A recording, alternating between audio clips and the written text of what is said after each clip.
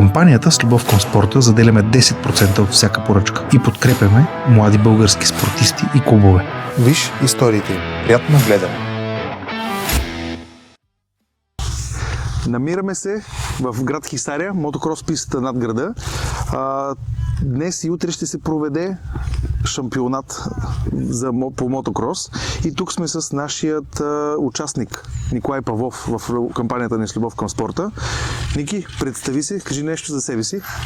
Здравейте, аз съм Николай Павлов, на 11 години, от град София и започнах да карам мотор на 5 години. На 5 години се качваш за пръв път на мотор. Да. Как се запали по този спорт?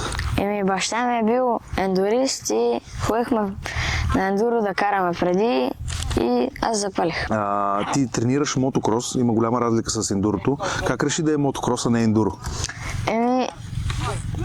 Имаше едно състезание в Самуилово и ми хареса и оттам реших да отида на още няколко състезания и се запалих така и... Добре. Ники, какво би препоръчал на младите спортисти, които тепърва искат да опитат този спорт? Как би ги мотивирал? Да отидат да потренират и ако им харесва да идват в състезания. А теб какво те мотивира? Много ми харесва, забавлявам се на състезанията и просто като стана си казвам, че трябва да стана по-добър и отивам да тренирам. Добре. Как протича една твоя тренировка и колко често тренираш? Аз тренирам около 4 пъти на седмица. Моята тренировка протича, Майко Иванов, треньора ми, ме взима. Отиваме на някоя трасе в някой град различно и отиваме там, разгрявам с мотора и после караме и се прибираме пак. Добре. Коя е най-трудната част от тренировката за теб? Най-трудната част от тренировката, всичко е трудно, зависи. Като станеш по-добър, то винаги има как още повече да направиш по-добре, но като цяло най-трудно според мен са завоите, скоковете. Кажи ми, кой ти е идол в спорта? На кой се възхищаваш и искаш да подражаваш и да бъдеш пример? В България моя идол е Майко Иванов от световен мащаб. Той още вече не кара, но беше Антонио Кайроли от Италия.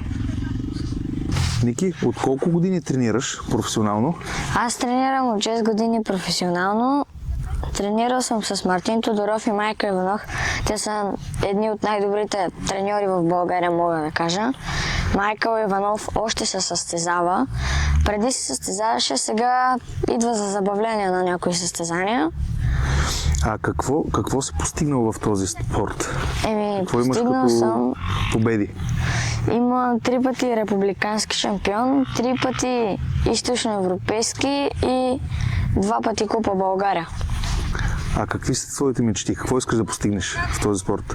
Искам да постигна да отида на световно ниво, в големия клас на световно ниво да се състезавам.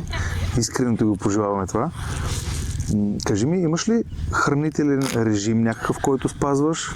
За сега не, нямам. За сега не. Но като стана по-голям, трябва да се яде повече здравословни храни, като месо, зеленчуци, плодове, такива пасти и спагети. Добре, нашите тахани влизат ли в употреба? Кой ти е любимия продукт? Фастъченото тофи. Тофито.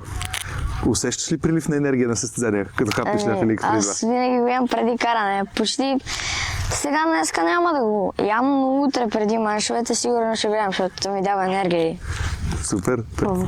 Ники, това е твоята награда от нашата кампания. Заповядай. Кажи ни как ще използваш средствата. Ще ги използвам с подготовка и за големи състезания в чужбина, като европейско и световно. Добре, заповядай. Една кутийка да те заредим за световно първенство. Мерси.